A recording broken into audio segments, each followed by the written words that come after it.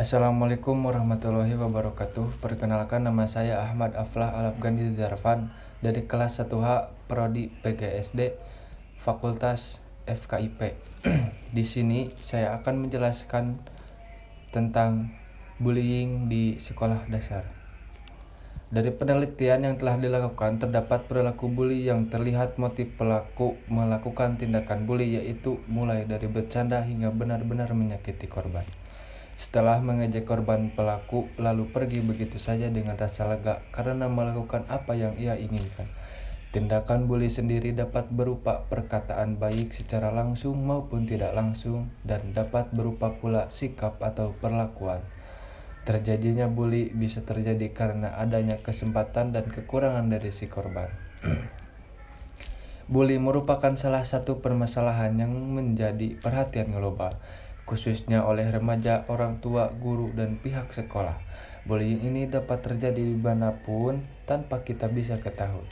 Selain itu, juga hal ini dapat dirasakan atau diterima oleh berbagai kalangan, baik anak kecil usia sekolah dasar, baik remaja maupun orang dewasa.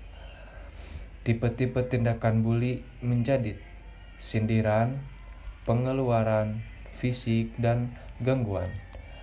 Contoh dari sindiran yaitu mengejek, menghina, melecehkan, meneriaki, mengganggu korban melalui alat komunikasi. Contoh pengeluaran berkaitan dengan mengucilkan korban secara sosial, seperti mengeluarkan korban dari grup teman sebaya, tidak mengikut sertakan korban dalam percakapan, dan tidak mengikut sertakan korban dalam permainan.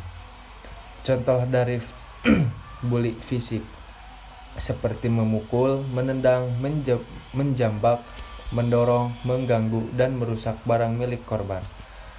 Contoh gangguan berkaitan dengan pernyataan yang bersifat mengganggu dan menyerang tentang masalah seksual, jenis kelamin, ras, agama, dan kebangsaan. Perilaku bully semacam itu tidak hanya dilakukan atau menimpa orang dewasa, tetapi juga dilakukan dan menimpa anak-anak, khususnya siswa sekolah dasar. Perilaku bullying merupakan tindakan yang sangat berbahaya dan tidak boleh ditiru karena membawa dampak traumatik luar biasa pada korbannya. Meskipun memiliki pengertian yang berbeda-beda di setiap negara, secara umum perilaku bullying bisa diartikan sebagai penindasan sekelompok orang atau perseorangan terhadap seseorang.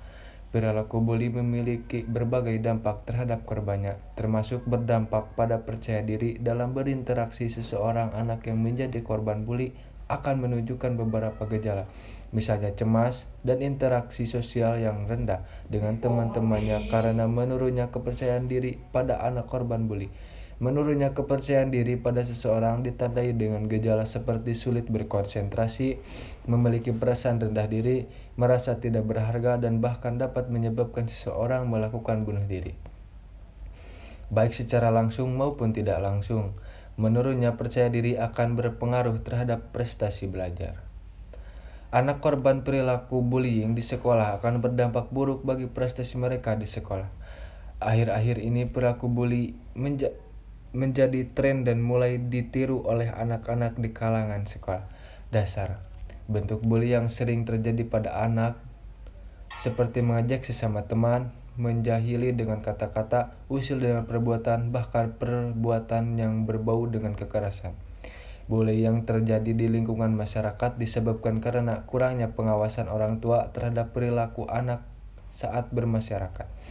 Selain itu, pada masa pandemi ini, kurangnya pendidikan moral yang diperoleh dari setiap individu serta pengaruh lingkungan sekitar juga memicu terjadinya tindakan bully, baik secara fisik maupun non-fisik, dapat berpengaruh pada pertumbuhan psikologis anak, sehingga membutuhkan suatu solusi agar bully dapat dicegah atau dikurangi. Bully verbal merupakan bentuk perilaku bully yang ditangkap melalui indera pendengaran. Bentuk bully verbal antara lain menjuluki, meneriaki, menghina, mempermalukan di depan umum, dan memfitnah. Dalam wawancara, nampak korban dihina karena bentuk fisiknya. Hal tersebut termasuk dalam tindakan bully verbal. Bully fisik merupakan bentuk perilaku bully yang dapat dilihat secara langsung oleh indera penglihatan karena terjadi kontak langsung antara pelaku dengan korbannya.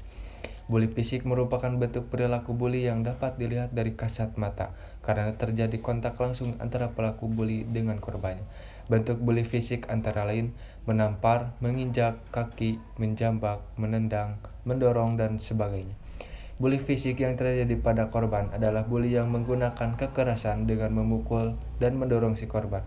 Perlakuan ini sangat miris karena hal tersebut dapat berdampak pada rasa percaya diri bagi si korban dalam bersosialisasi dengan lingkungan.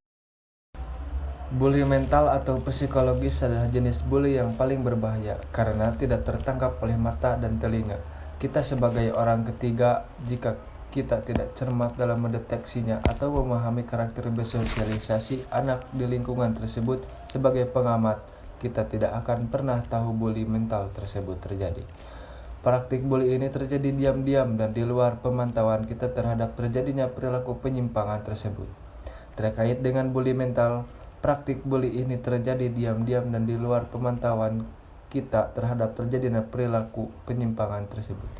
Dari penjelasan di atas dapat disimpulkan bentuk-bentuk bully merupakan suatu kekerasan dan agresif anak dalam bersosialisasi dengan teman sebayanya dan pergaulan kekuatan yang dilakukan oleh seseorang atau kelompok seperti ejekan, menyoraki, memaki, mengolok-olok, dan melakukan pelecehan. Berdasarkan pemaparan di atas yang didasarkan pada hasil penelitian menunjukkan bahwa bully yang terjadi yaitu menyakiti secara verbal, dilakukan dalam bentuk kata-kata kasar yang memberikan tekanan kepada korban dengan memanfaatkan kekuatan oleh pelaku bully tersebut. Dilanjutkan dengan menyakiti secara fisik seperti memukul, melukai, dan menyakiti secara mental seperti mengertak dan merendahkan anak yang menjadi korban bully. Hal tersebut sangat perlu mendapat perhatian dari berbagai pihak karena perilaku bullying tersebut terjadi di lingkungan masyarakat dan terjadi pada anak-anak usia sekolah dasar dan kebetulan berada dalam satu sekolah. Di sini yang berperan adalah orang tua, teman sepermainan yang tidak ikut melakukan bully, dan tokoh masyarakat yang peka terhadap cara bersosialisasi bermain anak.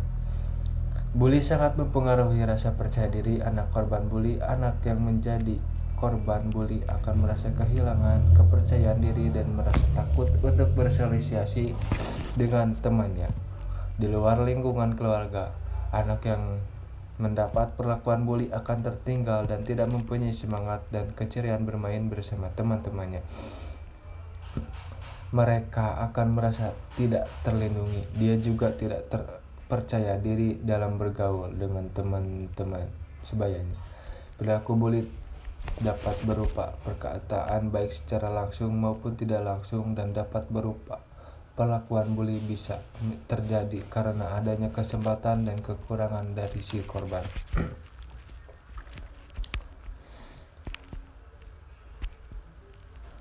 Hal ini dapat merugikan seseorang yang menerima perlakuan tersebut. Bully dalam pergaulan anak-anak pada usia sekolah dasar sudah mulai terjadi dan perlu adanya tindakan agar dapat dikurangi atau bahkan tidak terjadi lagi. Anak yang menjadi sasaran tindakan bullying cenderung bersikap pasif untuk terhadap orang lain, merasa tidak berharga secara tidak akan membalas jika mereka mendapat perlakuan kurang menyenangkan. Anak yang melakukan perilaku bully terhadap anak yang lain. Karakteristik pelaku bully meliputi memiliki fisik yang lebih kuat dibanding siswa lainnya, kurang mampu memahami dan merasakan apa yang dirasakan oleh orang lain, memiliki sikap posesif, kekerasan, agresif terhadap teman sebayanya dan orang dewasa, akrab dengan pelaku, kurang mampu mengontrol diri, tidak mau mentaati norma sosial, sering memaksa korban berasal dari keluarga yang keras, otoriter, serta ada riwayat perilaku bully. Sekian dari saya, mohon maaf banyak kesalahan. Wassalamualaikum warahmatullahi wabarakatuh.